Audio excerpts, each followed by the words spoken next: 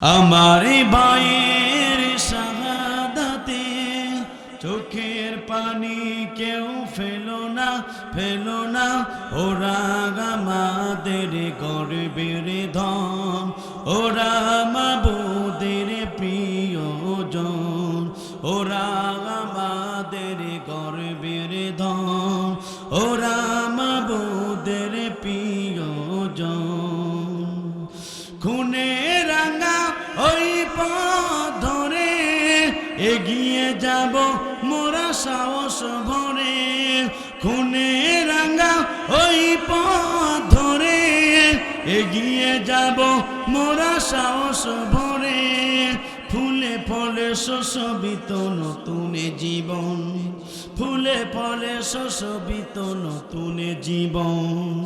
আমারই ভাইয়ের শাহাদাতে চোখের পানি তুমি ফেলো না ওরা আমাদের গর্বের ধন, ওরা মাবুদের প্রিয়জন, ওরা আমাদের গর্বের ধন, ওরা মাবুদের প্রিয়জন। শহীদেরা মরে না তো বাঁচে চিরদিন, শোধ করা যাবে না যে তাহাদের ঋণ। কথা বলুন ঠিক না বেডে? শহীদেরা মরে না তো বাঁচে চিরদিন, শোধ করা যাবে না যে তাহাদের ঋণ। শহীদেরা মরে না তো বাঁচে চিরদিন, শোধ করা যাবে না যে তাহাদের ঋণ। আমাদের পাওয়া নেই কিছু আর, আল্লাহ রাস্তায় আসুক আবার। কথা বলুন ঠিক না বেডে? আমাদের চাওয়া পাওয়া নেই কিছু আর, আল্লাহর রাজশাহী আসুক আবার। ফুলে ফলে শোষবিত নতুন জীবন, ফুলে ফলে শোষবিত নতুন জীবন। আমার ভাইয়ের শাহাদাতে চোখের পানি কেউ ফেলো না ওরা আমাদের গর্বের ধন, ওরা মাবুদের প্রিয়জন, ওরা আমাদের গর্বের ধন, ওরা মাবুদের প্রিয়জন, ওরা আমাদের গর্বের ধন, ওরা মাবুদের প্রিয়জন। আলহামদুলিল্লাহ, বাংলাদেশের ঐতিহ্যবাহী জেলা, ইসলামী আন্দোলন করবার পটভূমি, চুয়াডাঙ্গা জেলার ঐতিহ্যবাহী বদরগঞ্জ এলাকার ভুলটিয়া নোরানি হাফিজিয়া মাদ্রাসা ওলিল্লাহ বোর্ডিংয়ের উদ্যোগে আয়োজিত আজকের এই একদিনব্যাপী 22তম তাফসীর কোরআন মাহফিলের মজ্জাজ মুহতারাম সাহেবে সদর সম্মানিত সভাপতি, বয়বৃদ্ধ জ্ঞানবৃদ্ধ ব্যক্তিত্ব হাজী মোহাম্মদ আব্দুল আজিজ সাহেব আতানুল্লাহ ফি হায়াতে আমরা দোয়া করি আল্লাহ পাক তার গোলামকে ইসলামের জন্য কোরআনের জন্য কবুল করুক। চিৎকার করে বলুন আল্লাহুম্মা আমিন। স্টেজে বসত হযরত উলামায়ে কেরাম, সামনে বসত মুরব্বি কেরাম, যুবক ভাইরা, ছোট্ট ছোট বাচ্চারা, পদ্মার আলমার শিক্ষিত মা ও বোনেরা, জাতির বিবেক সাংবাদিক বৃন্দ, বাংলাদেশ সরকারের প্রশাসন ইন্টেলিজেন্স ব্রাঞ্চের সদস্যবৃন্দ, সকলকে জানাচ্ছি হৃদয়নীয় আন্তরিক সালাম। আসসালামু আলাইকুম ওয়া রাহমাতুল্লাহি ওয়া বারাকাতুহু। সে মহান রবের দরবারে দিল খোলা শুকর আদায় করি, যিনি আপনাকে আমাকে রাতের ঘুমকে হারাম করে মহাগ্রন্থ আল কোরআনুল কারীমে আলোচনা শোনার জন্য হাজার হাজার মানুষের ভিড় থেকে বাছাইকৃত করি, যে মনিব আপনাকে আমাকে পৃথিবীর সবচেয়ে দামি স্থান, দামি জায়গা, দামি মজলিস, দরবে ইলাহি থেকে যে কনস্টিটিউশন সংবিধান আপনার আমার জন্য আসলো, এই কোরআন আলোচনা শোনার জন্য পৃথিবীর সবচেয়ে দামি স্থানে এখন বসে আছি, যে রব আপনাকে করুণা করে, দয়া করে, মায়া করে এই জান্নাতের প্যান্ডেলে বসার সুযোগ দান করেছেন। হৃদয়ের সবটুকু আবেগ অনুভূতি দিয়ে সে মহান রবের দরবারে দিলখোলা শুকর আদায় করি। চিৎকার করে বলেন আলহামদুলিল্লাহ। দুরূদ এবং সালাম যাপন করি বিশ্ব মানবতার একমাত্র দিশারি, বিশ্ববানাদেবীর আপনার আমার নবী নবীদের সর্দার, যেন বিকট পৃথিবীতে মানুষের তৈরি করা আইনের গোলামি না করে কেবলমাত্র শুধুমাত্র একমাত্র এই কালেমার দাওয়াত দেওয়ার কারণে জুলুম নির্যাতনের শিকার হয়েছে। এই কালেমার দাওয়াত দেওয়ার কারণে আবু জাহল সরকারের মিথ্যা মামলা খেতে হয়েছে। এই জমিনে কালেমার দাওয়াত দেওয়ার কারণে তাইফের দুষ্ট যুবকরা আল্লাহ রসুলকে টার্গেট করে বৃষ্টির মতন পাথর মেরেছিল। এই জমিনে কালেমার দাওয়াত দেওয়ার কারণে মাতৃভূমি ছেড়েছিল, পিতৃভূমি ছেড়েছিল। জমিন যার আইন চলবে তার। এই কালে কথা বলার কারণে আপনার আমার নবী, বিশ্ব নবী, আখিরি জামানার নবী, যে নবীর প্রতি আল্লাহ রাব্বুল আলামিন নিজেই দরুদ প্রেরণ করেন, যে নবীকে আল্লাহ রাব্বুল আলামিন হাবিবুল্লাহ বলেছেন, কাল কিয়ামতের ময়দান কঠিন মুসিবতের দিন, যেদিন সন্তান পিতার পরিচয় দেবে না, পিতাও সন্তানের পরিচয় দেবে না, যেদিন স্বামী তার স্ত্রীর পরিচয় দেবে না, স্ত্রীও স্বামীর পরিচয় দেবে না, যে অবৈধ নেতাকে জেতানোর জন্য জীবনের কত স্লোগান দিয়েছেন, কিয়ামতের ময়দানে ওই নেতা আপনাকে দেখলে ব্যাগ গেড়ে দৌড় মারার জন্য চেষ্টা করবে। যেদিন কেউ কারোর পরিচয় দিতে চাইবে না, ওই বিভীষিক অবস্থায় আপনার আমার নবী, বিশ্ব নবী, আখিরি জামানার নবী হাউজে কাউসারের পানির পেয়ালা নিয়ে আপনার আমার জন্য অপেক্ষমান থাকবে। আজকের এই তাফসীর মাহফিল থেকে সে নবীর প্রতি দুরূদ আর সালাম শোয়েব আলী সাল্লাল্লাহু আলাইহি সাল্লাম। মাগফিরাত কামনা করি সেসব ভাইদের জন্য যাদের জীবনটা ইসলামের জন্য দিয়েছেন, কোরআনের জন্য দিয়ে গোটা পৃথিবীতে যাদের নামগুলো স্বর্ণকে লেখা হয়েছে, জান্নাতের সর্বশ্রেষ্ঠদের মর্যাদান করুক। চিৎকার করে বলুন আল্লাহুম্মা আমিন। প্রিয় চুয়াডাঙ্গাবাসী, আপনারা সবাই কেমন আছেন? কি আপনারা কি সব ঠান্ডা হয়ে গেছেন নাকি?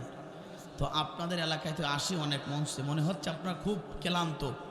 গ্রীষ্মকালের শেষ রোজা, জিহুবা আড়ষ্ট, জিহুবাতে কোনো পানি নেই, কিছুই নেই, বড় কাঁদতে বললেন লাগে। আর এই অবস্থা যদি এদেশের স্বৈরাচাররা যদি দেখে, ওরা মনে করে মুসলমান তো পেয়েছি, তাড়াতাড়ি দাফন করার ব্যবস্থা গ্রহণ করার জন্য ঐক্যবদ্ধ হবে। কথা বলুন ঠিক না বেঠিক?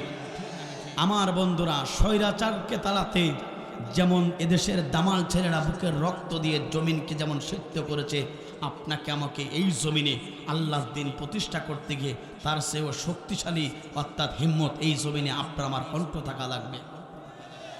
কথা বলুন ঠিক না বেঠিক? এই জন্য আপনার সবাই কেমন আছেন? আলহামদুলিল্লাহ, আমাদেরকে আল্লাহ পাক ভালো রেখেছেন। আমার বন্ধুরা, রাসূলের প্রতি দুরূদ এবং সালাম জানাচ্ছি। দোয়া মাগফিরাত কামনা করি তাদের জন্য যাদের জীবনটা ইসলামের জন্য দিয়েছেন, কোরআনের জন্য দিয়ে গোটা পৃথিবীতে যাদের নামগুলো স্বর্ণাক্ষরে লেখা হয়েছে। প্রিয় উপস্থিতি, আমরা এই কোরআনের ময়দানে এসে পেরে খুশি। কারণটা হলো আমরা নির্দিষ্ট কোনো দলের লোক নয়, আমরা এখন হলাম জাতিতে মুসলমান, এখন আমরা কোরআনের পক্ষের লোক। কথা বলুন ঠিক না বেঠিক? এই তাফসীর মাহফিলে যারা আসে তারা দুনিয়ার কোনো মানুষকে খুশি করার জন্য আসে না। তাফসীর মাহফিলে যারাই আসে তারা খুশি করতে চায় কাকে? জোরে বলেন কাকে? যারা কোরআনের ময়দানে থাকে এরা দুনিয়ার কোনো চাওয়া পাওয়া তাদের নাই, তাদের চাওয়া পাওয়া হলো মহান রব একটু পুরস্কার দেবেন। কথা বলুন ঠিক না বেঠিক? আমার বন্ধুরা, এই জন্য কোরআনের মঞ্চ একটি দামি মঞ্চ, কোরআনের স্থান অত্যন্ত মর্যাদাপূর্ণ স্থান।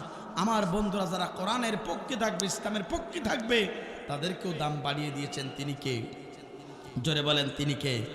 আমার বন্ধুরা, এই জন্য আপনাকে আমাকে কোরআনের পক্ষে, ইসলামের পক্ষে এই জন্য থাকতে হবে, জাতিতে আমরা মুসলমান, জীবন গ্রন্থ নাম হচ্ছে আল্লাহর কোরআন। আমাদের অবশ্যই আল্লাহ এই জমিনে আল্লাহর গোলামি ছাড়া মুসলমান কারোর গোলামি করতে পারে না। তাহলে গোলামি হবে কার? জোরে বলেন কার? আমরা আল্লাহর গোলামি করার দরকার আছে না নাই? আল্লাহর গোলামি করব সেই সিদ্ধান্ত নেওয়ার জন্য কোরআনের মঞ্চে বসেছি। কথা বলুন ঠিক না বেঠিক? এই জায়গাটার দাম অনেক বিশালতা, অনেক মর্যাদা সম্পন্ন। এখানে সবাই আসতে পারে না। মনিব যাদেরকে কবুল করবে, মনিব যাদেরকে পছন্দ করবে, মনিব যাদেরকে মনোনীত করবে, তারাই কোরআনের ময়দানে বসতে পারে। চিৎকার করে বলেন আল্লাহু আকবার। আমার বন্ধুরা, আর আল্লাহর কোরআন বলে এই কোরআনের ময়দানে তারাই আসতে পারবে যারা মুমিন, যারা মুত্তাকি, যারা পরেজগার, যারা আল্লাহর প্রিয় গোলাম, তারাই কোরআনের ময়দানে আসতে পারে। চিৎকার করে বলেন আল্লাহু আকবার। এই জন্য আপনাকে আমাকে যারা এখনো, যারা আপনারা বাজার ঘাটে আছেন, রাস্তায় দাঁড়িয়ে আছেন, এলোপাতারি বসে আছেন, অনুরোধ জানাবো এই কোরআনের ময়দানে আপনি বসে যান। এই কোরআনের ময়দানে যারা বসে যেতে পারবে, রাসূল বলেছেন যতটুক সময় কোরআনের জন্য ব্যয় করবে, এতটুক সময়ের হিসাব তার জীবন থেকে আল্লাহ রাব্বুল আমিন নেবেন না। চিৎকার করে বলেন আল্লাহু আকবার। যারা এই কোরআনের ময়দানে আনবে তারাই হচ্ছে সবচেয়ে আল্লাহর মেহমান হয়ে যায়। চিৎকার করে বলেন আল্লাহু আকবার। যারা কোরআনের ময়দানে আসে তারাই আল্লাহর সবচেয়ে নিকটতম হয়ে যায়। শুধু এখানেই শেষ নয়, যারা কোরআনের ময়দানে আসে আল্লাহ পাক খুশি হয়ে যায় বান্দার প্রতি, আসমান থেকে বৃষ্টির মতন করে তাদের জন্য রহমত নাজিল করা হয়। চিৎকার করে বলেন আল্লাহু আকবার। রসুল বলেছেন আফদালুল ইবাদাতি তিলাওয়াতুল কোরআন। পৃথিবীর সবচেয়ে নফল ইবাদতের ভিতরে ওই স্থানটা, নফল ইবাদতের ভিতরে ওই ইবাদতটা সবচেয়ে ভালো যেখানে কোরআন তেলাওয়াত করা হয়, ওখানে যারা বসে যায়। এই জন্য কোরআনের মঞ্চে বসার দরকার আছে না নাই? জোরে বলেন আছে না নাই? অন্য হাদিসে রসুল বলছেন তাদারুসুল ইলমি সাআতি মিনাল লাইলি, যারা 1 ঘন্টা কোরআনের জন্য ব্যয় করবে, রসুল বলেছেন 60 বছর নফল ইবাদত করলে যে পরিমাণ সওয়াব হয়, 1 ঘন্টা কোরআনের জন্য ব্যয় করলে সেই পরিমাণ সওয়াব আপনার আমল নামা লেখা হয়। চিৎকার করে বলেন আল্লাহু আকবার। এবারে 60 বছর বাঁচবেন কারা কারা? দুহাত তুলে আল্লাহকে দেখান।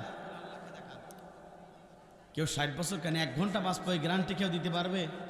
কিন্তু অনেকে জমিনে অহংকারী করে বলেছিল আমরা 2041 সাল পর্যন্ত বাঁচবো। কথা বলুন ঠিক না বেঠিক? অনেকে বলেছিল 2041 সাল পর্যন্ত ক্ষমতায় থাকবো, চেয়ার নক করবো, বেঁচে থাকবো। 2024 সালে বোল আউট করে 20 ম্যাচ খেলে বাংলার জমিন থেকে দাদার বাড়ি পাঠিয়ে দিয়েছেন। তিনি কে?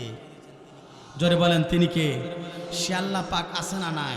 সুতরাং আল্লাহর দেওয়া নিয়ামত, আল্লাহর দেওয়া জীবন, আল্লাহর দেওয়া হায়াত, আল্লাহর দেওয়া রিজিককে যারা এই জমিনে অহংকার করবে, আল্লাহ পাক বলছেন তাদেরকে জমিন থেকে অহংকার করা ব্যক্তিগুলোকে লাঞ্ছিত অপমানিত করব।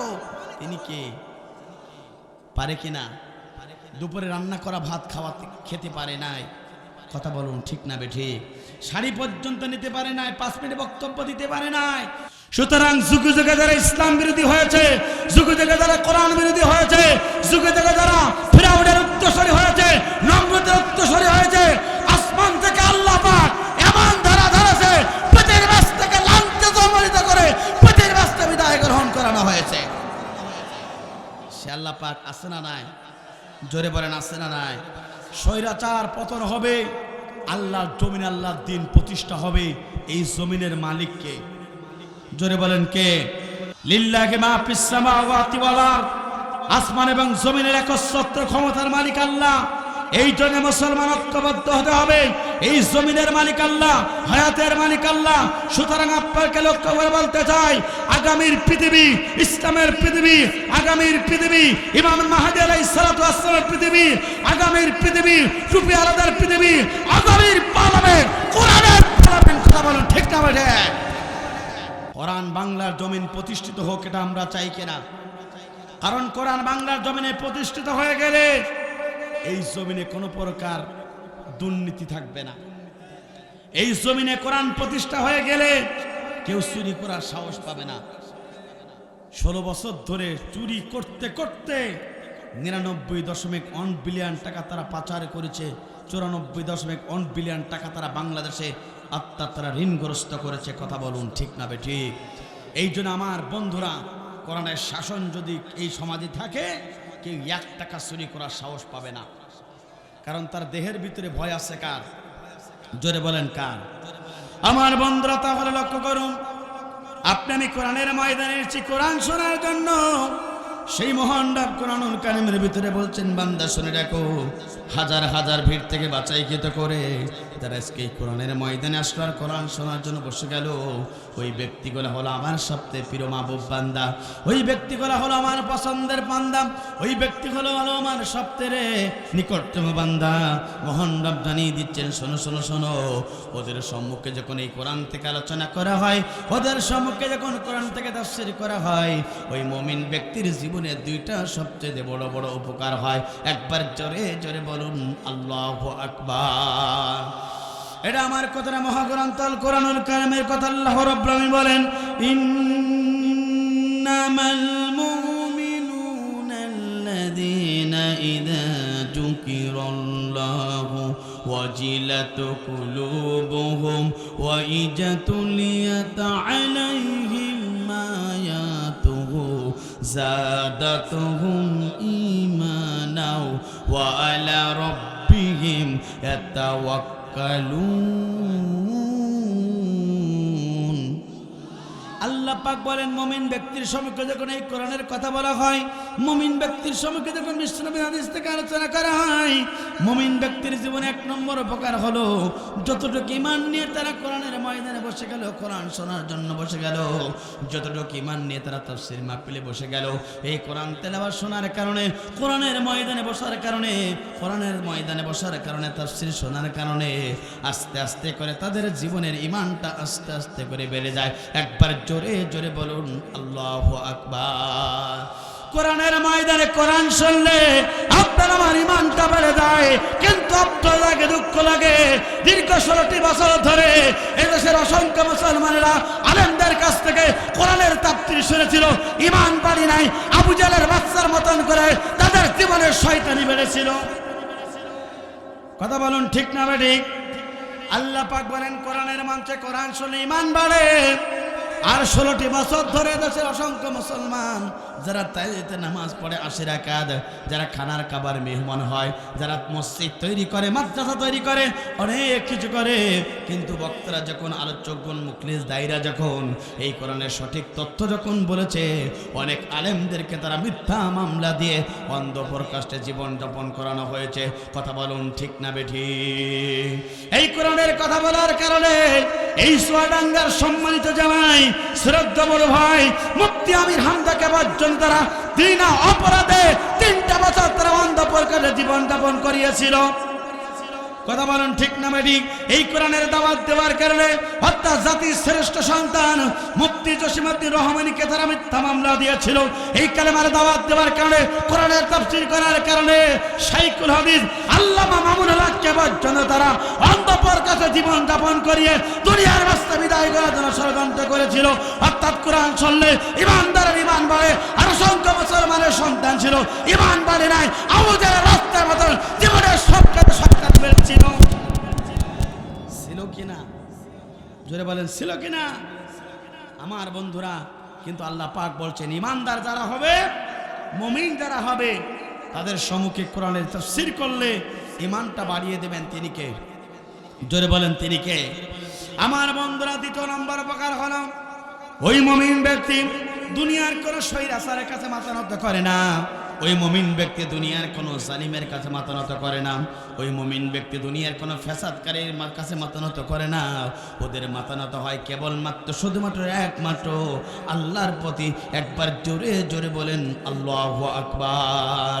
তাহলে আমার বন্ধুরা, তাহলে লক্ষ্য করুন, যে বিষয়ের উপর কথা বলতে চাই, আজকের যে বিষয় বসে আপনাদের সম্মুখে কথা বলবো, যে বিষয়টা নির্ধারণ করেছি, যারা এই জমিনে 8টা গুণ যারা অর্জন করতে পারবে, আল্লাহ রাব্বুল আমিন তাদেরকে ভালোবাসবেন এবং মৃত্যুর পরে জান্নাতে প্রবেশ করাবেন। একবার জোরে জোরে বলেন আল্লাহু আকবার। মুমিন হিসাবে যারা এই জমিনে 8টা কোয়ালিটি যারা অর্জন করতে পারবে, মহান রব জানিয়ে দিয়েছেন, বান্দা শুনে রাখো, আমি রব্বুল আমিন তাদেরকে ভালোবাসবো, আর মৃত্যুর পরে আমি রব্বুল আমিন তাদেরকে জান্নাতে প্রবেশ করাবো। একবার জোরে জোরে বলুন আল্লাহু আকবার। এই জন্য আপনাকে আমাকে এই দুনিয়াতে সিদ্ধান্ত নিতে হবে। আমার বন্ধুরা লক্ষ্য করুন, এই জমিনের মালিক আল্লাহ, হায়াতের মালিক আল্লাহ। আপনি আমি যদি এই জমিনে আল্লাহর পক্ষে থাকতে পারি, ইসলামের পক্ষে থাকতে পারি, এই 8টা গুণ যদি অর্জন করতে পারি, মহান রব আপনাকে ভালোবাসবেন। মৃত্যুর পরে আপনি ডানাতে আমল নামা পাবেন, মৃত্যুর পরে আপনি পেয়ে যাবেন জান্নাত। একবার জোরে জোরে বলুন আল্লাহু আকবার। তার 1 নম্বর গুণ হলো, 1 নম্বর গুণ হলো, যারা এই জমিনে আল্লাহ রাস্তায় যারা সংগ্রাম করবে, যারা এই জমিনে আল্লাহ রাস্তায় যারা সংগ্রাম করতে পারবে, আল্লাহ পাক বলেন আমি রব্বুল আমিন তাদেরকে ভালোবাসবো, মৃত্যুর পরে তাদেরকে জান্নাতের ফেরদাউসের মেহমান করব। একবার জোরে জোরে বলুন আল্লাহু আকবার। এটা আমার কথা নয়, মহাগ্রন্থ আল কোরআনুল কারীমের কথা। আল্লাহ পাক বলেন ইন্নাল্লাহা ইউহিব্বুল্লাযীনা ইউকাতিলুনা ফি সাবিলিহি সাফফান কান্নাহুম বুনিয়ানুন মারসুস। চিৎকার করে বলুন আল্লাহু আকবার। আল্লাহ পাক বলেন নিশ্চয় যারা এই জমিনে, আল্লাহ পাক বলেন নিশ্চয় আমি রব্বুল আমিন তাদেরকে ভালোবাসবো, যারা এই জমিনে সীসা ঢালা প্রাচীরের মতন, যারা এই জমিনে আল্লাহর জন্য যারা সীসা ঢালা প্রাচীরের মনে যারা সংগ্রাম করবে সারিবদ্ধভাবে, আল্লাহ পাক বলেন আমি রব্বুল আমিন তাদেরকে ভালোবাসবো। মৃত্যুর পরে আমি রব্বুল আমিন তাদেরকে জান্নাতের ফেরদাউসের মেহমান করব। একবার জোরে জোরে বলুন আল্লাহু আকবার। কথাকার আল্লাহ পাক বলছেন নিশ্চয়ই যারা আমার ভালোবাসা পায় আমি তাদেরকে ভালোবাসি, যারা এই জমিনে ইউকাতিলুনা ফি সাবিলিহি, যারা আল্লাহর জমিনে সীসা ঢালা প্রাচীরের মতন করে তারা সারিবদ্ধ হবে, যারা আল্লাহর জমিনে আল্লাহর দ্বীন প্রতিষ্ঠা করার জন্য যারা চেষ্টা করে, আল্লাহ পাক বলেন আমি তাদেরকে ভালোবাসবো। মৃত্যুর পরে তাদের জন্য ফেরদাউসের মেহমান করব। আল্লাহর জমিনে কোরআনের পক্ষে ইসলামের পক্ষে থাকতে হবে, সেটা সীসা ঢালা প্রাচীরের মতন। অর্থাৎ আমার বন্ধুরা, সীসা ঢালা এমন একটা পদার্থ যে পদার্থকে কোনো জিনিস দ্বারা আঘাত করলে ওটা নষ্ট হয় না। আমার বন্ধুরা সেটা অ্যাটাক অর্থাৎ সেটা স্তব্ধ করতেও পারে না, একসাথে থাকে। এই জন্যে এই জমিনে সীসা ঢালা প্রাচীরের মতন করে আপনাকে ঐক্যবদ্ধ হতে হবে। জালিমরা যদি আপনাকে ঐক্যবদ্ধ ভাঙার জন্য চেষ্টা করে, তারপরও আপনি এই সমাজ থেকে সীসা ঢালা প্রাচীরটা ভাঙতে পারবেন না। কথা বলুন ঠিক না বেঠিক? আমার বন্ধুরা লক্ষ্য করুন, তাহলে এক নম্বর কোয়ালিটি হলো যারা এই জমিনে আল্লাহর জন্য যারা সীসা ঢালা প্রাচীরের মতন করে যারা সংগ্রাম করবে, আল্লাহ রাব্বুল আমিন তাদেরকে ভালোবাসবেন। আমার বন্ধুরা লক্ষ্য করুন, তাহলে এই জমিনে যদি আপনি আমি যদি সীসা ঢালা প্রাচীরের মতন থাকতে হয়, আপনাকে আমাকে সঠিকভাবে আল্লাহর প্রতি ঈমান আনা লাগবে। কথা বলুন ঠিক না বেঠিক? সেটা আল্লাহ রাব্বুল আমিন কোরআনুল কারীমের ভিতরে ঘোষণা করলেন, ইন্নাল্লাযীনা আমানু ওয়া আমিলুস সালিহাতি কানাত লাহুম জান্নাতুল ফিরদাউসি নুজুলা। চিৎকার করে বলুন আল্লাহু আকবার। আল্লাহ পাক বলেন নিশ্চয় যারা এই দুনিয়াতে সঠিকভাবে আল্লাহর প্রতি ঈমান আনে, যেই মানের ভিতরে কোনো ভেজাল নাই, যেই মানের ভিতরে কোনো প্রকার খারাপ কিছু নাই, অর্থাৎ যে মানের ভিতরে কোনো শিরিক থাকবে না, আল্লাহ পাক বলে নিশ্চয় যারা সঠিকভাবে আল্লাহর প্রতি ঈমান আনবে আর দুনিয়াতে ভালো ভালো কাজ যারা করবে, আল্লাহ পাক বলেন বান্দা শুনে রাখো আমি রব্বুল আমিন তাদেরকে ভালোবাসবো। একবার জোরে জোরে বলেন আল্লাহু আকবার। শুধু তাদেরকে ভালোবাসবো না, আয়াতের শেষ অংশে আল্লাহ পাক বলছেন আমি রব্বুল আমিন তাদের প্রতি খুশি হয়ে যাব। মৃত্যুর পরে সবচেয়ে বড় জান্নাত, জান্নাতের ফেরদাউসের মেহমান আমি রব্বুল আমিন করব। একবার জোরে জোরে বলুন আল্লাহু আকবার। আমার বন্ধুরা, সুতরাং এই জমিনে যদি আপনি আমি আল্লাহর জমিনে সীসা ঢালা প্রাচীরের মতন যদি আপনি ঐক্যবদ্ধ থাকতে হন, আপনাকে আল্লাহর প্রতি ঈমান আনতে হবে। দ্বিতীয় নম্বর ভালো ভালো কাজ করতে হবে। এই জন্য আমার বন্ধুরা লক্ষ্য করুন, যারা এই জমিনে আল্লাহর প্রতি সঠিকভাবে ঈমান আনবে, যারা এই জমিনে সঠিকভাবে আল্লাহর প্রতি যারা ঈমান আনতে পারবে, আল্লাহ রাব্বুল আমিন তাদেরকে ভালোবাসবেন। একবার জোরে জোরে বলুন আল্লাহু আকবার। এরপর আল্লাহ রাব্বুল আমিন অন্য আয়াতে বলছেন বান্দা শুনে রাখো, যারা এই জমিনে যারা সঠিকভাবে আল্লাহর প্রতি ঈমান আনবে, আল্লাহ রাব্বুল আমিন তারাই তো সত্যবাদী। আল্লাহু আকবার। কথাকার আল্লাহ পাক সেটাও কোরআনুল কারীমের ভিতরে ঘোষণা করলেন, ইন্নামাল মুমিনুনা আল্লাযীনা আমানু বিল্লাহি ওয়া রাসূলিহি সুম্মা লাম ইয়ারতাবু ওয়া জাহাদু বিআমওয়ালিহিম ওয়া আনফুসিহিম ফি সাবিলিল্লাহি উলাইকা হুমুস সাদিকুন। আল্লাহ পাক বলেন বান্দা শুনে রাখো, নিশ্চয়ই যারা প্রকৃত ঈমানদার হবে, তারা প্রকৃত সত্যবাদী হবে, তারা যারা এই জমিনে আল্লাহর প্রতি সঠিকভাবে ঈমান আনবে, রসুলের প্রতি যারা সঠিকভাবে ঈমান আনবে, ঈমান আনার পরে কোনো প্রকার সন্দেহ পোষণ করবে না, ঈমানের ভিতরে কোনো প্রকার সন্দেহ পোষণ করবে না। এরপর আল্লাহ পাক বলেন তাদের যে জান দেওয়া হয়েছে, মাল দেওয়া হয়েছে, এই জান এবং মাল দিয়ে যারা আল্লাহর জমিনে অর্থাৎ জিহাদ করবে, জিহাদ ফি সাবিলিল্লাহর কাজ যারা করতে পারবে, আল্লাহ পাক বলেন ওরাই তো সত্যবাদী। একবার জোরে জোরে বলুন আল্লাহু আকবার। আমার বন্ধুরা, এই জন্য এই জমিনে শিশুটা প্রাচীর মতন মুমিন ব্যক্তি, ইমানদার, আল্লাহর প্রতি সঠিকভাবে ইমান আনার দরকার আছে না নাই? জোরে বলেন আছে না নাই? যারা সঠিকভাবে আল্লাহর প্রতি ইমান আনবে, আল্লাহ পাক বলেন ওই ইমানদারদেরকে আমি রব্বুল আমিন বিজয় দান করব। আল্লাহু আকবার। আল্লাহ পাক সেটাও কোরআনুল কারীমের ভিতরে ঘোষণা করলেন, ওয়ালা তাহিনু ওয়ালা তাহজানু ওয়া আনতুমুল আলাউনা ইন কুনতুম মুমিনিন। আল্লাহ পাক বলেন তোমরা চিন্তা করো না, তোমরা মন খারাপ করো না, তোমরা টেনশনে পড়ো না। আমি রব্বুল আমিন জানিয়ে দিচ্ছি তোমরা মন খারাপ করো না, কিছুই করো না, টেনশন করো না। যদি তোমরা মুমিন হতে পারো, যদি তোমরা সঠিকভাবে এই গুণটা অর্জন করতে পারো, তাহলে আমি রব্বুল আমিন জানিয়ে দিচ্ছি বান্দা শুনে রাখো, অবশ্যই অবশ্যই আমি রব্বুল আমিন ওই মুমিনদেরকে বিজয় দান করাবো।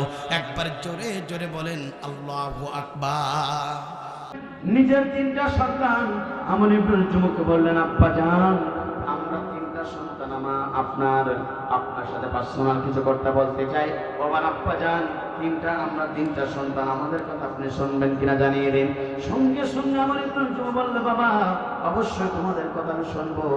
সঙ্গে সঙ্গে তিনটা সন্তান বললেন, আব্বা আপনি যে আপনার যার ইবাদত করেন, মানাফের ইবাদত করেন, মুশরিকের ইবাদত করেন, আল্লাহকে মানতে চান না, কালেমা গ্রহণ করতে চান না, কিন্তু আমরা নিশ্চিত দেখতে পাচ্ছি এই অবস্থা যদি মৃত্যুবরণ হয়ে যায় আপনি জাহান্নাম ছাড়া জান্নাত পাবেন না। আমার আব্বা জান আমরা তিনটা সন্তান কালেমা পড়ে মুসলমান হয়েছি, আপনাকেও কালেমার দাওয়াত দিচ্ছি, আপনি গ্রহণ করেন। সঙ্গে সঙ্গে আমর ইবনুল জুমা বললেন, আমার তিনটা সন্তান শুনে তোমরা বড় অপরাধ করেছো, তবে শুনে রাখো আমি আমার একজন আত্মার আমি একজন প্রতিমা আছে, অর্থাৎ আমার একজন রব আছে, নাম তো আছে মানাব। আমি তার কাছে যাব, তার কাছ থেকে গিয়ে যদি সে আমাকে বলে ঈমান গ্রহণ করার কথা, আমি তার পরামর্শ চাইব। সে যদি বলে আমি তোমাদের বাবা ইসলাম কবুল করব, কালেমা গ্রহণ করব, আমাকে একটু সময় দাও, সুযোগ করে দাও। আমার বন্ধুরা সন্ধ্যা হয়ে গেল, নিজের বাবা চলে গেলেন মানাপের কাছে। কি বললেন, মানাপ তুমি তো আত্মা, তুমি আমার বড় খোদা, তুমি আমার বড় রব, তুমি বলে দাও মাটির তৈরি এই মানাপ, তুমি আমার জন্য বলে দাও আমি ইসলাম কবুল করব কি না, বলে দাও। সঙ্গে সঙ্গে আমার বন্ধুরা কোনো শব্দ আসে না, কোনো কিছুই আসে না। আমার বন্ধুরা মাটির তৈরি কোনো কিছু এই জমিনে কথা বলার শক্তি থাকে না। কথা বলুন ঠিক না বেঠি? কোনো উত্তর আসে না, কিছুই আসে না। রাতের কবি হয়ে গেল, তিনটা সন্তান ওই মানাপকে নিয়ে নিজের বাড়ির পাশে একটা ডাস্টবিন অথবা ময়লা আবর্জনা একটা স্থান ছিল, কর্তার মানাপকে নিয়ে ওখানে ছড়ে ফেলে দিল। ওর ভিতরে সকাল হয়ে গেল, সঙ্গে সঙ্গে আমর ইবনুল জুমা চলে গেলেন ওই মানাপের কাছে। দেখলেন পালেন না, তিনটা সন্তানকে বলেন আমার সে মানাপ কোথায়, আমার পরামর্শ কোথায়, বড় খোদা কোথায়? আমার বন্ধুরা সঙ্গে সঙ্গে বসতে আত্মার ওই ময়লা আবর্জনার পাশে পালেন।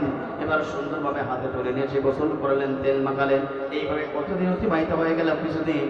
হঠাৎ করে নিজের সন্তান বললেন, বাবা জান যে পথে আছেন এই পথে মৃত্যুবরণ করলে জাহান্নামে যাবেন, আপনি ইসলাম কবুল কালেমা গ্রহণ করুন। ইসলাম যদি কবুল করতে পারেন জীবনটা ধন্য হয়ে যাবে, আপনি ইসলাম কবুল করবেন কিনা জানিয়ে দিন। বলল, বাবা তাহলে একটু চিন্তা করার সুযোগ করে দাও। সকালবেলা নয়, সন্ধ্যা থেকে রাত পর্যন্ত চিন্তা করলেন। সকাল হয়ে গেল, তিনটার সন্তান সম্মুখে আমর ইবনুল জুমা বললেন, বাবা শোনো শোনো শোনো, আমি তোমাদের বাবা ইসলাম কবুল করে কালেমা গ্রহণ করতে চাই, আমি কালেমা গ্রহণ করে ইসলাম কবুল করতে চাই। একবার জোরে জোরে বলেন আল্লাহু আকবার। আমার বন্ধুরা আমর ইবনুল জুমার তিনটা সন্তান এবার বাড়ির দিকে রওনা দিলেন। বাড়িতে রওনা দিয়ে বাবার কাছে চলে গেলেন। বাবাকে বললেন, আব্বা জান ইসলাম কবুল করেছি, কালেমা গ্রহণ করেছি, নবী জিহাদের ময়দানে যাওয়ার জন্য নামটা লিখালাম। আব্বা জান আপনি একটু দোয়া করে দেন যেন আমরা তিনটা সন্তান, আপনার সন্তান যেন জিহাদের ময়দানে আল্লাহর জন্য জীবন দিতে পারি। একবার জোরে জোরে বলেন আল্লাহু আকবার।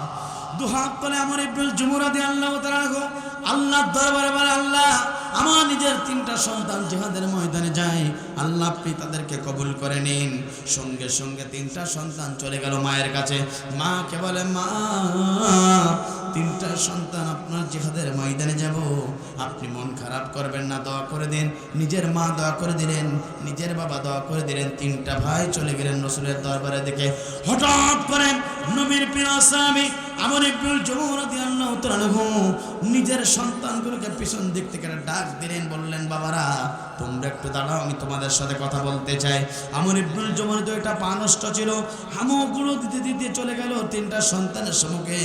বললেন, ও আমার তিনটা সন্তান, তোমরা তো জিহাদের ময়দানে যাও, আমারও মন বলে আমি তোমাদের বাবা, আমি আমর ইবনুল জমুহ তোমাদের সাথে জিহাদের ময়দানে অংশগ্রহণ করি। একবার জোরে জোরে বলেন আল্লাহু আকবার। আমার বন্ধুরা, নবীর প্রিয় সাহাবী আমর ইবনুল জমুহ রাদিয়াল্লাহু তাআলা আনহু তিনটা সন্তান বললেন, বাবা দুইটা পা আপনার নষ্ট, এই দুইটা নষ্ট পা নিয়ে কিভাবে আপনি জিহাদের ময়দানে যাবেন? ও আমার বাবা, আপনি একটু দোয়া করেন যাতে আমরা জিহাদের ময়দানে শহীদ হতে পারি। আপনি হবেন শহীদদের বাবা। আর মাকে বললেন, মা আপনি হবেন শহীদের মা, মন খারাপ করবেন না। সঙ্গে সঙ্গে আমর ইবনুল জমুহর তিনটা সন্তান বাবার কাছ থেকে চলে গেলেন। সন্ধ্যা হয়ে গেল, মন তো মানে না। ঈশান নামাজটা আদায় করে দুইটা পা নষ্ট নিয়ে রাসূলের দরবারের দিকে রওনা দিলেন। রাসূলুল্লাহ সাল্লাল্লাহু আলাইহি সাল্লামের কাছে গেলেন। বিশ্বনবী অর্থাৎ মসজিদে খানায় কামায় বসে ঈশান নামাজ আদায় করে মসজিদে নববী থেকে বের হচ্ছিলেন। রাসূলের প্রিয় সাহাবী আমর ইবনুল জমুহ চলে গেলেন। বলেন, ইয়া রাসূলুল্লাহ, হাবিবাল্লাহ, নিজের তিনটা সন্তান ইসলাম কবুল করেছে, জিহাদের ময়দানে তারা পারমিশন পেয়েছে। ইয়া রাসূলুল্লাহ, হাবিবাল্লাহ, আমি আপনার সাথে জিহাদের ময়দানে যেতে চাই, আপনি একটু অনুমতি দেবেন কিনা বলে দিন। এই কথা আমর ইবনুল জমুহ বলে, বিশ্বনবী বললেন, আমর ইবনুল জমুহ, তোমার তো দুইটা পা নষ্ট আছে, এই দুইটা নষ্ট পা নিয়ে তুমি কিভাবে জিহাদের ময়দানে যাবে? আল্লাহ রাসূল সঙ্গে সঙ্গে যখন এই কথা বললেন, আমর ইবনুল জমুহ দুইটা চোখ দিয়ে পানি দাঁড়িয়ে মোবারক বেয়ে জমিনে পড়ে। আল্লাহ রাসূলকে বলে, রাসূলুল্লাহ, হাবিবাল্লাহ, তিনটা সন্তান জিহাদের ময়দানে যায়, দুইটা হাত আছে, দুইটা পা থাকতে না পারে।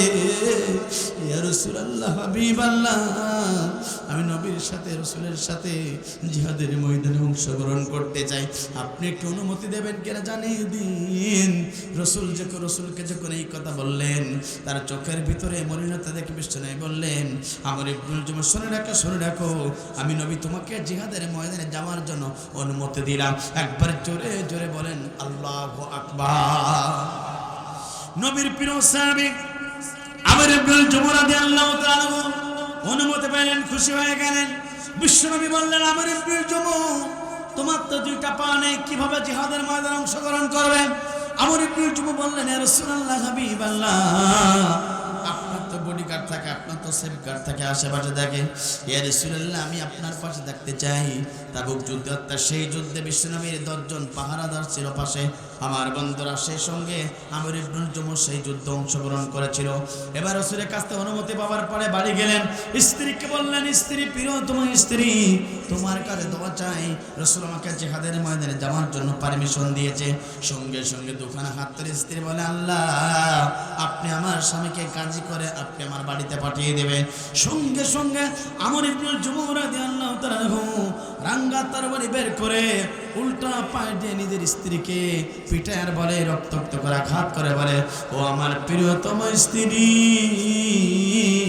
এই দোয়া করো না, এই দোয়া করো না, আমি যেন জিহাদের ময়দানে আল্লাহর দেওয়া নেয়ামত জীবনটা যেন আল্লাহর জন্য দিতে পারি। একবার জোরে জোরে বলুন আল্লাহু আকবার। আমার বন্ধুরা, বিশ্বনবীর প্রিয় সাহাবী আমর ইবনুল জমুহ রাদিয়াল্লাহু তাআলা এবার স্ত্রীর কাছ থেকে অনুমতি নিয়ে দুইটা পা নিয়ে বিশ্বনবীর দিকে রওনা দিলেন। আপনার হামগুলো দিতে দিতে রাঙ্গা তরবারি হাতে জিহাদের ময়দানে চলে গেল। সেই যুদ্ধে আমার বন্ধুরা, কাফেররা বিশ্বনবীকে টার্গেট করে অসংখ্য কাফেরদেরকে আল্লাহ, আমার বন্ধুরা, সেই যুদ্ধে তিনটা সন্তান তার জিহাদের ময়দানে ছিল, বিশ্বনবীও ছিল। বিশ্বনবীর পায়ে থাকলেন আমর ইবনুল জমুহ, এদিক থেকে বাম দিক থেকে সংবাদ চলে আসলো, আমর ইবনুল জুমর 3টা সন্তান, বড় সন্তান অসংখ্য কাফেরকে দুনিয়ার মাঝ থেকে অর্থাৎ জাহান্নামে পাঠাতে পাঠাতে হঠাৎ করে একজন কাফেরের রাঙ্গা তরবারি আঘাতে বিশ্বনবীর প্রিয় সাহাবী আমর ইবনুল জুমর বড় সন্তানের কাল্লা বরাবর একটা কোপ লেগে গেল। নবীর প্রিয় সাহাবী আমর ইবনুল জুমর সন্তান দুনিয়ার মাঝ থেকে জীবন দিয়ে আল্লাহর দরবারে মেহমান হয়ে চলে গেল। একবার জোরে জোরে বলেন আল্লাহু আকবার। কিছু সময় অতিবাহিত হয়ে গেল। প্রিয় তৌহিদি জনতা, প্রিয় চুয়াডাঙ্গাবাসী, প্রিয় ভুলটিয়াবাসী, নবীর প্রিয় সাহাবীরা এই জমিনে দিন প্রতিষ্ঠার জন্য কত কষ্ট করেছিল একটু লক্ষ্য করুন প্রিয় বন্ধুরা। নবীর প্রিয় সাহাবী অর্থাৎ দ্বিতীয় সন্তান জিহাদের ময়দানে অটল আছেন, অর্থাৎ ছোট সন্তান পর্যন্ত জিহাদের ময়দানে অটল আছেন। হঠাৎ করে মেজ সন্তান জিহাদের ময়দানে অসংখ্য কাফেরদেরকে দুনিয়ার মাঝে জাহান্নামে পাঠাতে পাঠাতে হঠাৎ করে একজন কাফেরের রাঙ্গা তরবারি আঘাতে আমর ইবনুল জুমর দ্বিতীয় সন্তানের গলা অর্থাৎ কল্লা বরাবর একটা কোপ লেগে গেল। তিনি পর্যন্ত জিহাদের ময়দান থেকে আল্লাহর মেহমান হিসেবে চলে গেল। একবার জোরে জোরে বলুন আল্লাহু আকবার। আমার বন্ধুদের পর কি হলো? নবীর প্রিয় সাহাবী, নবীর পাশে 10 জন ছিল, সেই 10 জনকে কাফেররা টার্গেট করে এক করে তীর মারতে মারতে 9 জন দুনিয়ার মাঝে বিদায় গ্রহণ করে আল্লাহর দরবারে চলে গেলেন। শেষ থাকলেন আমার বন্ধুরা, সর্বশেষ থাকলেন যিনি, তিনি ছিলেন আমর ইবনুল জুমর। এবার দেখলেন পিছন দিক থেকে রাসূলকে টার্গেট করে কে যেন একটা তীর মারে। নবীর প্রিয় সাহাবী আমর ইবনুল জুমর বুকটা আগলে ধরলেন, ওই তারটা নিজের ভেদ করে জীবন অর্থাৎ বুকের উপরে ভেদ করে বেরিয়ে গেল। নবীর সাহাবী পর্যন্ত রাসূলকে আঘাত পেতে দিলেন না। একবার জোরে জোরে বলুন আল্লাহু আকবার। আমার বন্ধুরা, ততক্ষণ তিনি বেরোচ্ছিলেন। কিছুক্ষণ পরে অসংখ্য কাফের রাসূলকে টার্গেট করে বৃষ্টির মতন পাথর মারা, বৃষ্টির মতন তীর মারা শুরু হয়ে গেল। নবীর প্রিয় সাহাবী আমর ইবনুল জুমর বুকটা আগলে ধরলেন, যেখান থেকে তীর আসে তিনি বুকটা আগলে করে রাখে। সমস্ত তীরগুলো বুকের উপরে ভেদ করে পরে দুনিয়ার মাঝ থেকে তিনি শহীদ হয়ে আল্লাহর দরবারে চলে গেলেন। আমার বন্ধুরা, যুদ্ধ শেষ হয়ে গেল।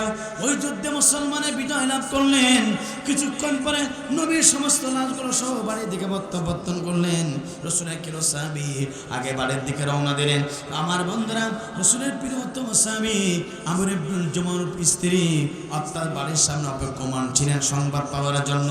রাসূল একজন সাহাবী বললেন, আমর ইবনুল জুমর স্বামী স্ত্রী, আপনি শুনে রাখুন, শুনতে পেলাম তোমার বড় সন্তান দুনিয়ার মাঝে বিদায় গ্রহণ করে আল্লাহর মেহমান হয়ে চলে গেছে, তুমি খুশি না বেজার জানতে চাই।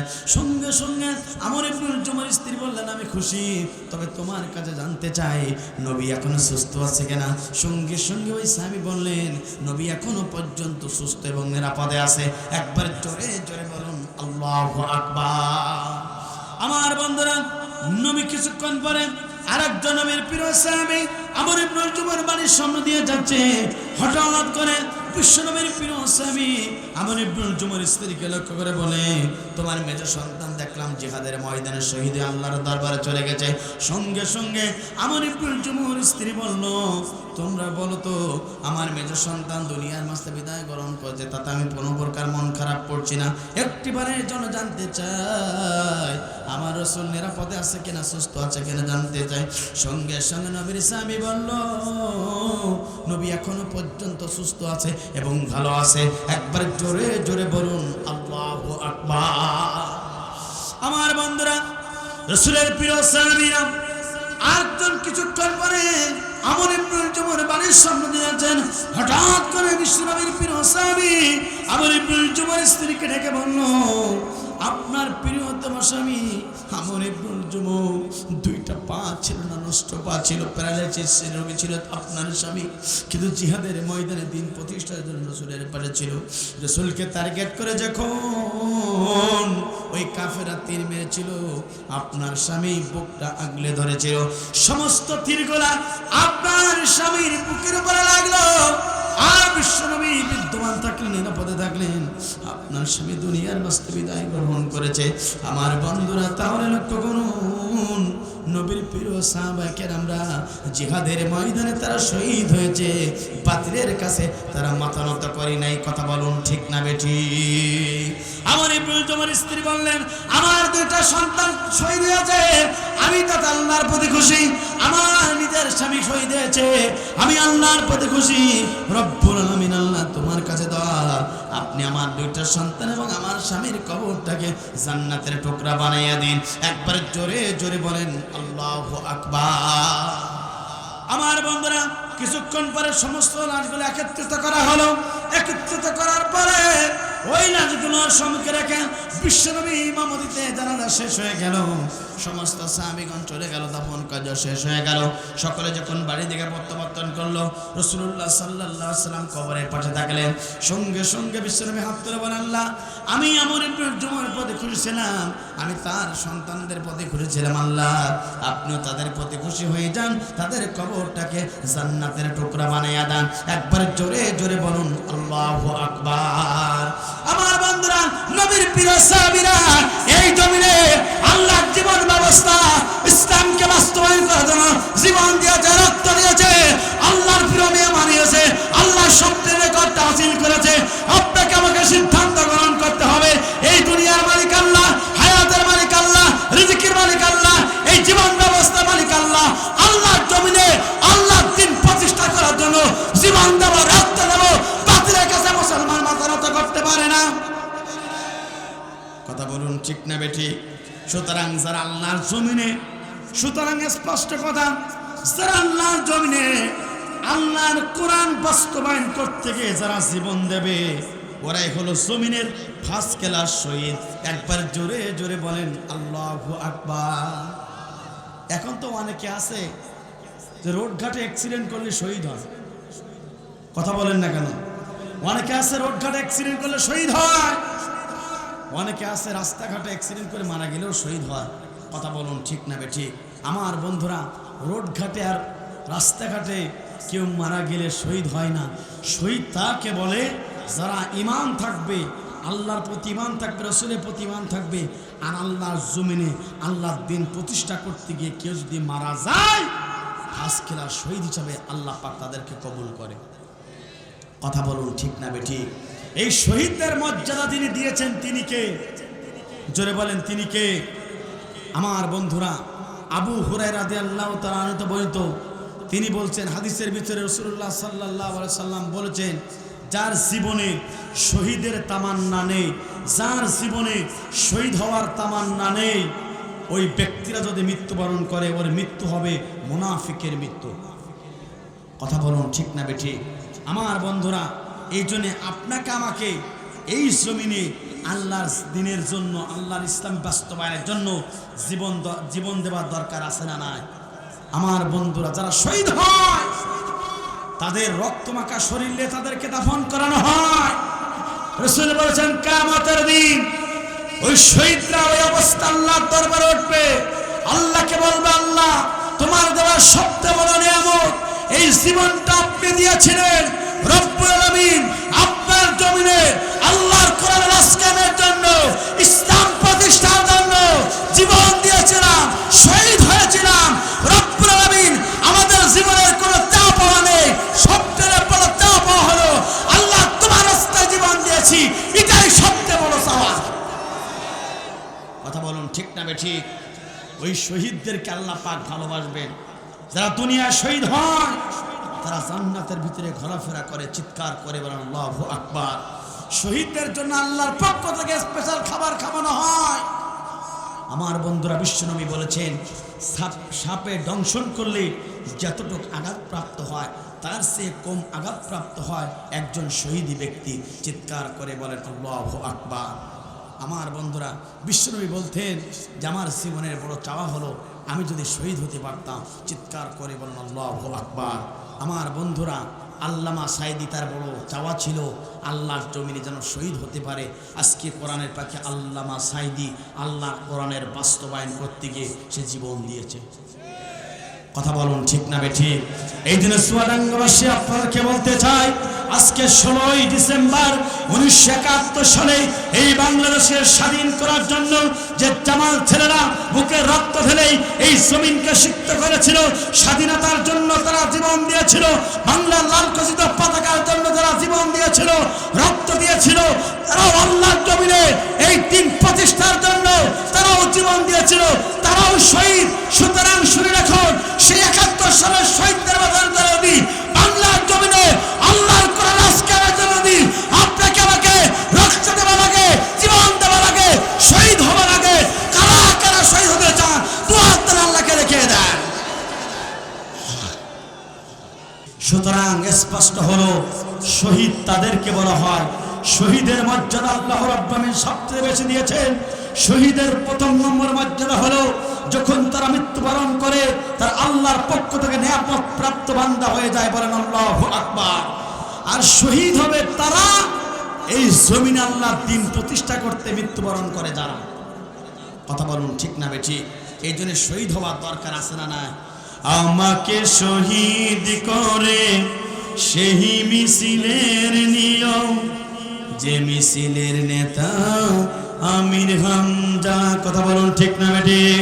এই পৃথিবীতে ইসলাম প্রতিষ্ঠার জন্য রাসূলের প্রিয় সাহাবীগণ যেমন দিন প্রতিষ্ঠার জন্য যেমন কষ্ট করেছে, তারা আল্লাহর জমিনে আল্লাহর জন্য তারা জীবন দিয়েছেন, তারাই হয়েছেন পৃথিবীর সবচেয়ে বড় শহীদ। কথা বলুন ঠিক না বেটি? শহীদের মান মর্যাদা যিনি দিয়েছেন তিনি কে? জোরে বলেন তিনি কে? এই জন্য আমাদের উচিত হলো এই জমিনে যার, এই জমিনে আল্লাহর জন্য আপনার জীবনটা উৎসর্গ করার দরকার আছে না নাই? আমার বন্ধুরা তাহলে লক্ষ্য করুন, তাহলে বলেছিলাম 8টা পয়েন্ট, যারা 8টা গুণ অর্জন করতে পারবে আল্লাহ রাব্বুল আলামিন তাদেরকে ভালোবাসবেন। 2টা গুণের কথা আপনাদেরকে বললাম। 3 নম্বর গুণ হলো যারা এই জমিনে আল্লাহর দেওয়া জান এবং মাল দিয়ে যারা আল্লাহর জন্য ব্যবসা করবে, আল্লাহ পাক বলেন আমি রব্বুল আমিন তাদেরকে ভালোবাসবো, তাদেরকেও ক্ষমাও করব, তাদের সবচেয়ে বড় নেয়ামতের জান্নাত আমি রব্বুল আমিন তাদেরকে প্রবেশ করাবো। একবার জোরে জোরে বলুন আল্লাহু আকবার। এটা আমার কথা না, মহাগ্রন্থ আল কোরআনুল কারীম সূরা সফফের ভিতর আল্লাহ রাব্বুল আলামিন বলেন, হে ঈমানদারগণ, আমি কি তোমাদের এমন একটা ব্যবসার সন্ধান দেব না, আমি কি তোমাদের একটা ব্যবসার কথা বলে দেব না, যে ব্যবসা করলে তোমরা কঠিন জাহান্নাম থেকে বাঁচতে পারবে? সেই জাহান্নাম থেকে বাঁচার জন্য 1 নম্বর যে কাজ করতে হবে, তো উমিনুনা বিল্লাহ, তোমরা আল্লাহর পথে আল্লাহর প্রতি ঈমান আনবে, রাসূলের প্রতি ঈমান আনবে। তোমাদের যে জান দিয়েছেন আল্লাহ, মাল দিয়েছেন আল্লাহ, এই জান এবং মাল দিয়ে যদি তোমরা আল্লাহ রাস্তায় সংগ্রাম করতে পারো, শোনো শোনো শোনো, তোমরা আল্লাহর প্রিয় মেহমান হয়ে যাবে, আল্লাহর প্রিয় গোলাম হয়ে যাবে, সেই ব্যবসায় তোমরা জয়লাভ করবে। শুধু এখানে শেষ নয় প্রিয় বন্ধুরা, এই ব্যবসা করতে গেলে যদি আল্লাহ পাক বলেন জীবনে যদি কোনো প্রকার গুনাহখাতা হয়ে থাকে, আল্লাহ পাক তোমাদের গুনাহখাতাগুলোকে মাফ করবেন শুধু আল্লাহর জন্য ব্যবসা করার কারণে। এরপর আল্লাহ পাক বলেন সবচেয়ে জান্নাতের ফেরদাউসের মেহমান আল্লাহ রাব্বুল আমিন করবে। একবার জোরে জোরে বলুন আল্লাহু আকবার। আমার বন্ধুরা, প্রিয় চুয়াডাঙ্গাবাসী, এই জন্য আল্লাহর জন্য ব্যবসা করা দরকার আছে না নাই? জোরে বলেন আছে না নাই? যারা আল্লাহর জন্য ব্যবসা করবে আল্লাহ পাক বলেন আমি রব্বুল আমিন তাদেরকে অত্যন্ত ভালোবাসবো, তাদেরকে ক্ষমা করে দেব, জান্নাতে তাদেরকে প্রবেশ করাবো। এবার আমার বন্ধুরা লক্ষ্য করুন, তাহলে আপনি আমি যদি আল্লাহর ব্যবসা করতে যাই, তাহলে এই জমিনের মালিককে, রিজিকের মালিককে, আল্লাহর দেওয়া রিজিক আল্লাহর জমিনে আল্লাহর জন্য ব্যয় করার দরকার আছে না নাই? জোরে বলেন আছে না নাই? আজকের এই তাফসীর মাহফিলটা ভুলটিয়া নুরানি হাফেজি মাদ্রাসা লিল্লাহ বনিয়ার উদ্যোগে আজকের এই তাফসীর মাহফিল। আমার বন্ধুরা, এই মাদ্রাসায় শত শত স্টুডেন্ট লেখাপড়া করে, যারাই হচ্ছে কোরআনের হাফেজ হতে হয়। কথা বলুন ঠিক না বেটি? আমার বন্ধুরা, এখানে বাচ্চারা লেখাপড়া করে, যারা কোরআন তেলাওয়াত করতে করতে 30টা পড়া করে রেকর্ড করে। আমার বন্ধুরা, এই বাচ্চারা এই মাদ্রাসায় পড়ে। এই জন্য আমার বন্ধুরা, এই দুনিয়ার মাঝ থেকে আপনি আমি বিদায় গ্রহণ করব। একদিন দুনিয়াতে এসে খালি হাতে আপনাকে ফিরে যেতে হবে, খালি হাতে। কিছুই তো নিয়ে যেতে পারবো না, কিন্তু আপনার যে জীবন এবং মাল দিয়ে যদি এই মাদ্রাসায় যদি আপনি সহযোগিতা করতে পারেন, তাহলে উত্তম ব্যবসা আপনি করলেন। উত্তম ব্যবসা করার কারণে মহান রব আপনাকে ভালোবাসবেন। কথা বলুন ঠিক না বেটি? আমার বন্ধুরা, আজকের মাহফিলের সম্মানিত প্রধান অতিথি জনাব শরীফুজ্জামান শরীফ সাহেব, তিনি এলাকার কোটিপতি হতে পারে, লক্ষ লক্ষ কোটি টাকার মালিক হতে পারে। আমার বন্ধুরা, আল্লাহর কাছে তার নাম থাকতে পারে, কিন্তু তিনি যে কোটি কোটি টাকার চেয়ে তার সন্তানটাকে হাফেজ তৈরি করেছে, গোটা সম্পদের চেয়ে এই সম্পদটা আল্লাহ তাআলার কাছে সবচেয়ে দামি। কথা বলুন ঠিক না বেটি? আমার বন্ধুরা, হাফেজদের মান মর্যাদা যিনি দিয়েছেন তিনি কে? জোরে বলেন তিনি কে? উত্তম কাজ করেছে, অতি মৃত্যুবরণ করবে, কিন্তু ওই সন্তান যখন চাই নামাজে বসে দুহাত তুলে আল্লাহকে বলবে, আল্লাহ আমার বাবা শরীফুজ্জামান দুনিয়ার মাঝে বিদায় গ্রহণ করেছে, সূরা ফাতিহা পড়ে, সূরা ইখলাস পড়ে যাই নামাজে বসে বলে দেখুন দুহাত তুলে আল্লাহর কাছে বলবে, আল্লাহ আমার বাবা মৃত্যুবরণ করেছে, আল্লাহ তুমি তাকে জান্নাতবাসী করো। দোয়া যখন সন্তান করবে, ওনার যদি ঈমান নিয়ে মৃত্যুবরণ করে, আল্লাহ রাব্বুল আমিন তার বাবাকে জান্নাতে প্রবেশ করাতে পারে। সত্য হলো ঈমান থাকা লাগবে। ঈমান যদি না থাকে, আপনি আপনার সন্তানকে হাফেজ করে বড় টাইটেল বক্তা বানালেও কাজ হবে না, আপনার ঈমান নিয়ে মৃত্যুবরণ করা লাগবে। কথা বলুন ঠিক না বেঠিক? কেননা বিশ্বনবীর আপন চাচা আবু তালেব রসুলকে ভালোবেসেছে, রসুলের জন্য টাকা দিয়েছে, রসুলকে গোসল করাইছে, রসুলের মাথায় তেল দিয়েছে, বুকে আগলে ধরেছে, কিন্তু ঈমান জটি নাই। রসুল বলেছেন আমার চাচা জাহান্নামী ছাড়া জান্নাতে প্রবেশ করতে পারবে না। এজন্য ঈমান থাকার দরকার আছে না নাই? আমার বন্ধুরা, এই জন্য অনেকের বাবা চলে গেছেন, অনেকের মা চলে গেছেন, অনেকের আত্মীয় স্বজন অনেকে দুনিয়ার মাঝে বিদায় গ্রহণ করেছে। বাবা বেঁচে থাকলে বাবার জন্য খরচ করা লাগতো, মা যদি বেঁচে থাকতো মায়ের জন্য খরচ করা লাগতো। আমার বন্ধুরা, নিজে এসেছেন একা, ফিরে যেতে হবে একা। আমার বন্ধুরা, আল্লাহ রসুলের কাছে একজন সাহাবী আসলেন, এসে বললেন, হে রাসূলুল্লাহ, হাবিবাল্লাহ, আমি কিভাবে আল্লাহর জান্নাত যেতে পারি আপনি যদি বলে দিতেন।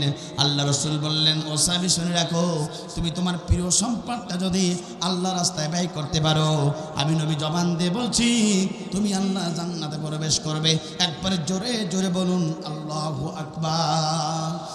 বিশ্বনবীর প্রিয় সাহাবী এই কথা শোনার সঙ্গে সঙ্গে বাড়ির দিকে দৌড়লেন, স্ত্রীকে বললেন, প্রিয়তম স্ত্রী, আল্লাহ নবী বলেছেন যে যদি তুমি তোমার প্রিয় সম্পদটা আল্লাহ রাস্তায় ব্যয় করতে পারো, তাহলে আল্লাহ রসুল বলেছেন বিনিময়ে তার জান্নাত পেয়ে যাবে। ও আমার প্রিয়তম স্ত্রী, তোমার আমার প্রিয় সম্পদ হলো মসজিদে নববীর সম্মুখে 360টি খেজুর গাছের বাগানটা। ও আমার প্রিয়তম স্ত্রী, এটাকে আল্লাহর জন্য দিতে পারি কেনা বলে দাও। সঙ্গে সঙ্গে প্রিয়তম স্ত্রী বললেন, নবীর স্বামী, আমার স্বামী, শুনে রাখুন, আমরা দুনিয়াতে কিছুই চাই না। রসুল যেহেতু জবান দিয়ে জান্নাতের গ্যারান্টি দিচ্ছেন, সুতরাং দেরি করবেন না, যান। রসুলের কাছে গিয়ে আমাদের 360টি খেজুর গাছের বাগানটা অক্পা করে রসুলের কাছে দিয়ে দিন, বিনিময়ে মৃত্যুর পরে আমরা জান্নাত পেয়ে যাব। একবার জোরে জোরে বলুন আল্লাহু আকবার।